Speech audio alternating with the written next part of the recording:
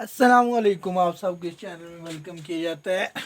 आज हम मल्टी कोलिनैरिटी को ही कंटिन्यू करते हैं और इसमें हमारे पास जो चौथा टॉपिक है detection of multi कोलिनैरिटी।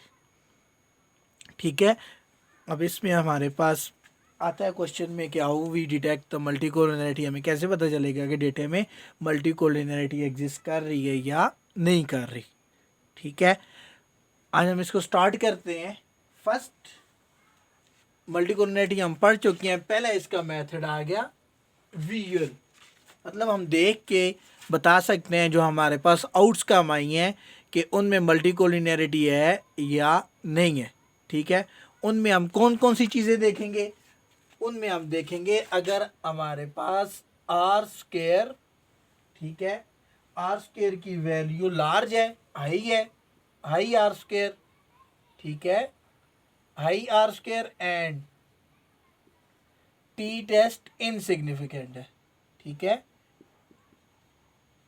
Test high R square और टी टेस्ट इनसिग्निफिकेंट है। ठीक है, जब हम देखते हैं हमारे पास आउटकम आती है, पीछे हमने उनकी इंटरप्रिटेशन भी की है। अगर उनमें हम देखते हैं हमारे पास आर स्क्वायर की वैल्यू हाई आती है, मतलब 1 के करीब आती है 99%, और टी टेस्ट में हमारे वेरिएबल्स की जो आउटकम आती हैं सारे इनसिग्निफिकेंट आते हैं, लेस देन 2 आते हैं, तो हम क्या कहेंगे, इसमें कौन सी प्रॉब्लम है, मल्टी कोलिनैरिटी की। ठीक है, और वीएल में एक चीज़ हम ये देखते हैं, दूसरी हम रिजल्ट्स को देख के बता देते हैं कि इसमें कौन सी प्रॉब्लम है। ठीक है, और दूसरी हमारे पास अगर हमारे पास वेरिएबल्स के जो साइन आ रहे हैं, आउटकम आ रही हैं, अगर वो थ्योरी के अगेन है। ठीक है, फॉर एग्जांपल हमने पिछली वीडियो में पढ़ा था quantity demand is a function of price. ठीक है, क्वांटिटी डिमांड और प्राइस के क्या नए रिलेशनशिप है, नेगेटिव। ठीक है, और हमने आउटकम लगाई हैं, हमने उनके ऊपर रिग्रेशन रन की है, लीनियर रिग्रेशन मॉडल लगाया है, और हमारे पास इधर आ रहा है quantity demand is a function of price and positive relationship. ठीक है, ये क्या आ गया, पॉजिटिव, मतलब प्राइस में बढ़ेगी, क्वांटिटी डिमांड भी बढ़ेगी। अगर इस तरह का हमारे पास जो आउटकम आई हो, जो हमारे पास साइन हो, वो नेगेटिव या पॉजिटिव, मतलब रियल थ्योरी के अगेन हो, तो हम उसमें भी कह सकते हैं कि इसमें मल्टी कोलिनैरिटी पाई जाती है। ठीक है, अच्छा जी, अब दूसरा हमारे पास मेथड आ गया VIF, वेरिएंस इन्फ्लेशन फैक्टर। ठीक है, वेरिएंस इन्फ्लेटेड फैक्टर। ठीक है, इसको हम ऐसे लिखते हैं VARI, वेरिएंस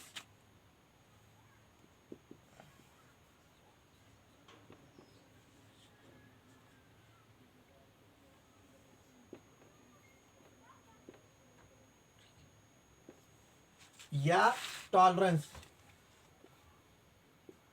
ये हमारे पास है। VIF मेथड से हम डिटेक्ट कर सकते हैं, या फिर हम टॉलरेंस से डिटेक्ट कर सकते हैं कि इसमें मल्टी कोलिनैरिटी पाई जाती है या नहीं पाई जाती। अगर पाई जाती है और कौन सी मल्टी कोलिनैरिटी है। ठीक है, टॉलरेंस। ठीक, अब इसमें हमने क्या करना है, हमने पहले अपनी रेग्रेशन से आर स्क्वायर फाइंड करना है। ठीक है, और आर स्क्वायर के बाद टॉलरेंस का जो फार्मूला है, tolerance equal to 1 minus R square. ठीक है, टॉलरेंस का क्या फार्मूला है, 1 माइनस आर स्क्वायर, और VIF का क्या फार्मूला है, VIF का फार्मूला है 1 divided by 1 minus R square. ठीक है, ये टॉलरेंस का फार्मूला आ गया, ये VIF का फार्मूला आ गया। ठीक है, अब हमें इन फार्मूले से कैसे पता चलेगा, पहले हमने रिग्रेशन रन की, उधर से हमने आर स्क्वायर फाइंड कर लिया। अब उसके बाद हमने देखना है कि हमारे डेटे में मल्टी कोलिनैरिटी है या नहीं है। ठीक है, अगर हमारे डेटे में टॉलरेंस की वैल्यू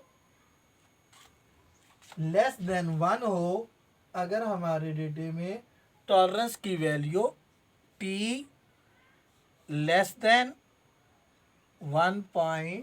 0.1, ठीक है, तो इस टाइम हम कहेंगे इसमें कौन सी मल्टी कोलिनैरिटी है, परफेक्ट मल्टी कोलिनैरिटी।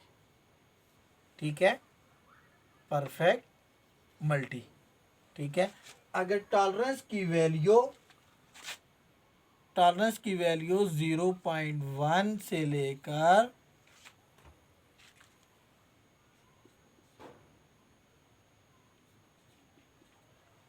अगर टॉलरेंस की वैल्यू हम ये फार्मूला लगाएं, उसके बाद टी की वैल्यू जो हमारे पास 0.1 या 0.2 के दरमियान या इनके इक्वल है, तो हम उसमें कहेंगे कि इनमें इम्परफेक्ट मल्टीकोलिनरिटी है। ठीक है, इम्परफेक्ट मल्टीकोलिनरिटी। अगर हमारे पास टॉलरेंस की वैल्यू लेस देन 0.1 हो तो हम कहेंगे इनमें परफेक्ट मल्टीकोलिनरिटी है। अगर टॉलरेंस की वैल्यू 0.1 और 0.2 के दरमियान में एग्जिस्ट कर रही हो तो हम इसमें कहेंगे कि इनमें इम्परफेक्ट मल्टीकोलिनरिटी है। और अगर टॉलरेंस की वैल्यू t ग्रेटर देन 0.2 हो तो हम इसमें कहेंगे टॉलरेंस की वैल्यू हमारे पास ग्रेटर देन 2 आए तो हम कहेंगे इसमें no multi, no problem, there is not exist the problem of multicollinearity. अगर टॉलरेंस की वैल्यू लेस देन 0.1 हो तो हम कहेंगे परफेक्ट मल्टीकोलिनरिटी। अगर टॉलरेंस की वैल्यू 1 और 2 के दरमियान में हो तो हम कहेंगे इम्परफेक्ट मल्टीकोलिनरिटी। और अगर टॉलरेंस की वैल्यू हमारे पास ग्रेटर देन 2 हो तो हम 0.2 हो तो हम कहेंगे कि नो मल्टीकोलिनरिटी। ऐसे ही VIF का देखते हैं। अगर हमारे पास VIF की value greater than and equal to 10 आए तो हम इसमें कहेंगे कि परफेक्ट मल्टीकोलिनरिटी है। ठीक है, वेरिएंस इन्फ्लेशन फैक्टर का क्या है, इन्फ्लेशन फैक्टर है। ठीक है, variance inflated factor, inflation factor, VIF।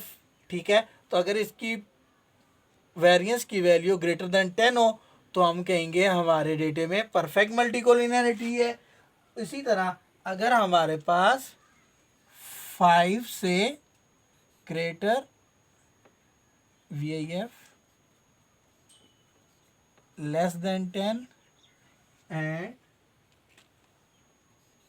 ठीक है, अगर हमारे पास VIF की वैल्यू 5 से लेकर 10 के दरमियान में है तो हम कहेंगे इम्परफेक्ट मल्टीकोलिनरिटी। ठीक है, और इसी तरह अगर हमारे पास VIF की वैल्यू लेस देन 5 हो, VIF की value less than and equal to 5 हो तो हम कहेंगे नो मल्टीकोलिनरिटी। ठीक है, दूसरा मेथड पड़ा है VIF मेथड या टॉलरेंस। टॉलरेंस का फॉर्मूला आ गया 1 माइनस आर स्क्वेयर, VIF का फॉर्मूला आ गया 1 divided by 1 minus R square. इधर हम आर स्क्वेयर की वैल्यू फाइंड करेंगे, फिर उसके बाद इधर पुट करेंगे। अगर टॉलरेंस की वैल्यू लेस देन 0.1 आती है तो हम कहेंगे इसमें परफेक्ट मल्टीकोलिनरिटी है। अगर टॉलरेंस की वैल्यू 0.1 और 0.2 के दरमियान में है तो हम इसमें कहेंगे इम्परफेक्ट मल्टीकोलिनरिटी। और इसी तरह टॉलरेंस की वैल्यू 0.2 से ज़्यादा है तो हम इसमें कहेंगे नो मल्टीकोलिनरिटी। और इसी तरह परफेक्ट, उसकी तरह VIF की value greater than and equal to 10 आती है तो हम कहेंगे परफेक्ट मल्टीकोलिनरिटी। और इसी तरह अगर हमारी VIF की वैल्यू 5 और 10 के दरमियान में आती है तो हम कहेंगे इन परफेक्ट मल्टीकोलिनरिटी। और अगर VIF की वैल्यू लेस देन 5 आती है तो हम कहेंगे देयर इज नो मल्टीकोलिनरिटी। ठीक है, ये दूसरा मेथड है डिटेक्शन ऑफ मल्टीकोलिनरिटी। इसके बाद हमारे पास जो तीसरा मेथड यूज करते हैं वो आ जाता है कोरिलेशन मैट्रिक्स।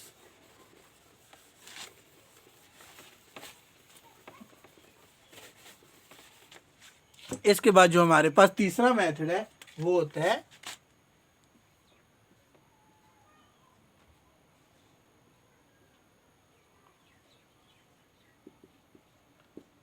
Correlation matrix.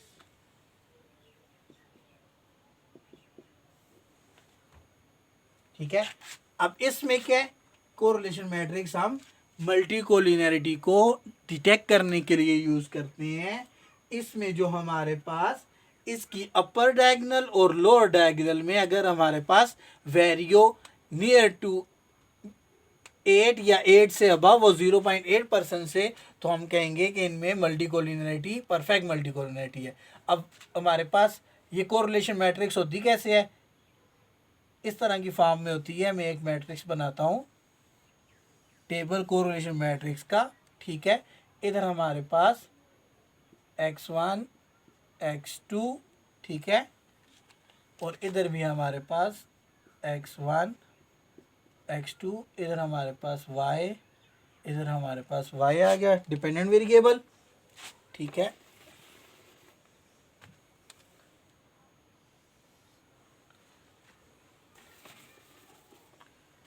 अब ये हमारे पास इस तरह की फॉर्म की हमारे पास कोरिलेशन मैट्रिक्स होती है। कोरिलेशन मैट्रिक्स का जो डायगोनल होगा वो हमारे पास क्या होगा, 1 1 1। ये हमारे पास कोरिलेशन मैट्रिक्स का डायगोनल हमारे पास क्या होगा, 1।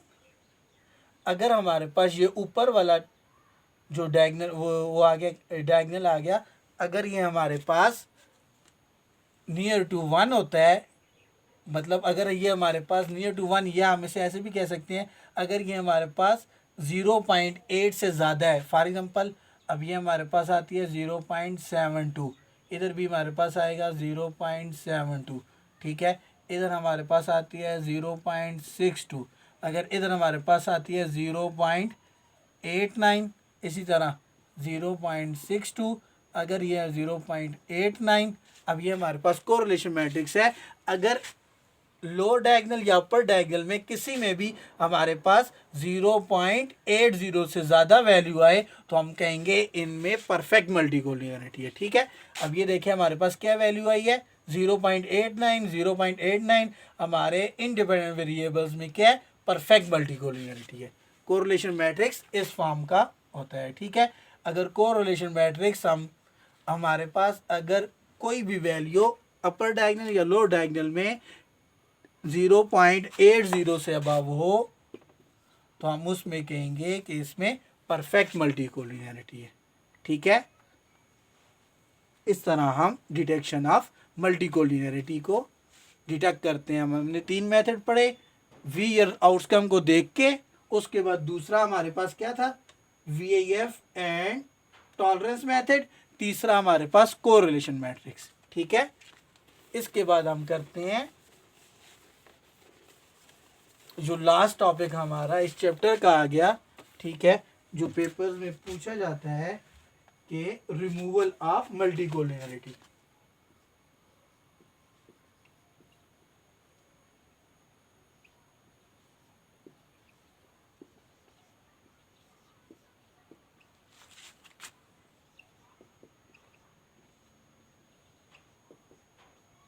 अब इसका क्या मतलब आ गया, अब हमारे डेटे में मल्टीकोलिनियरिटी एग्जिस्ट कर गई है, ठीक है, और मल्टीकोलिनियरिटी हमारे डेटे में पाई जाती है। अब उसको रिमूव हम कैसे करेंगे, ठीक है।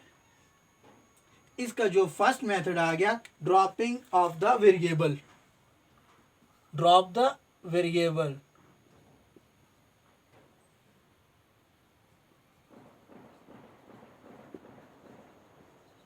अब जो वेरिएबल मल्टीकोलिनियरिटी क्रिएट कर रहा है, तो उसको क्या कर दो, आप ओमिट कर दो, या उसकी जगह कोई प्रॉक्सी वेरिएबल यूज कर लो, ठीक है। फॉर एग्जांपल हमारे पास रिग्रेशन है y equal to β1 cap β0 plus β1 cap x1 plus β2 cap x2 plus β3 cap x3 plus mu i. अब इन दो में हमारे पास मल्टीकोलिनियरिटी है, आप क्या करें, इसको रिमूव कर दें, आप इन पे और इस पे आप रिग्रेशन रन कर लें, ठीक है। आप x3 को रिमूव कर दें अगर वो मल्टीकोलिनियरिटी क्रिएट कर रहे हैं, ठीक है। Dropping the variable, omitting the variable. दूसरा हमारे पास मेथड आ गया इंक्रीज सैंपल साइज।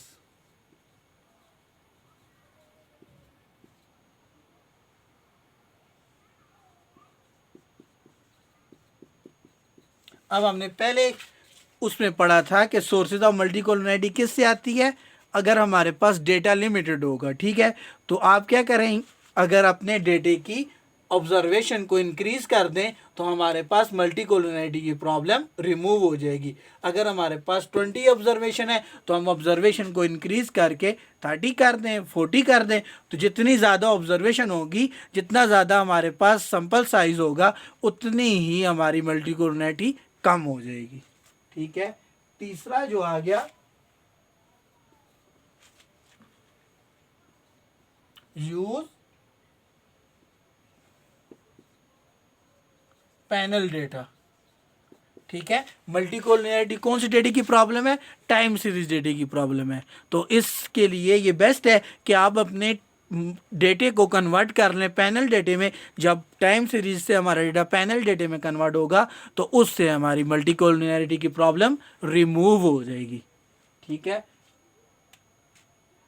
उसके बाद जो चौथा आ गया, ट्रांसफॉर्मेशन द वेरिएबल। ठीक है।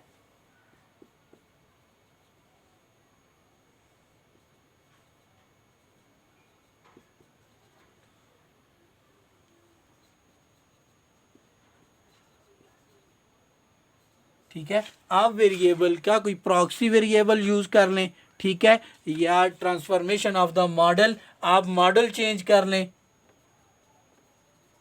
आप मॉडल चेंज कर लें, या वेरिएबल का कोई और प्रॉक्सी वेरिएबल यूज़ कर लें जो जिसमें यही क्वालिटी हो। ठीक है। तो आपकी मल्टीकोलिनैरिटी की प्रॉब्लम रिमूव हो जाएगी। अगर आप लीनियर मॉडल यूज़ कर रहे हैं तो नॉन लीनियर मॉडल यूज़ कर लें। अगर आप सिंपल मॉडल यूज़ कर रहे हैं तो आप लॉगरिथम मॉडल यूज़ कर लें। जब आप मॉडल कन्वर्ट करेंगे, ट्रांसफॉर्म करेंगे, तो उससे भी आपकी मल्टीकोलिनैरिटी की प्रॉब्लम रिमूव हो जाएगी। और लास्ट और बेस्ट ऑप्शन हमारे पास क्या है? Fifth, do nothing.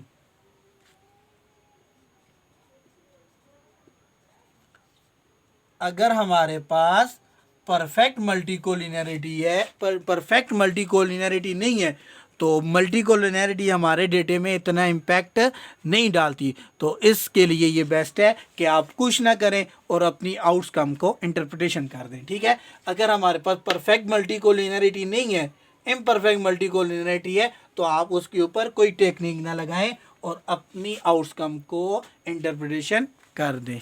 चलें जी, अल्लाह हाफिज़। आज ये हमारा मल्टीकोलिनैरिटी का टॉपिक ख़त्म हो गया। इसके बाद हम नेक्स्ट कोई और टॉपिक या चैप्टर स्टार्ट करेंगे।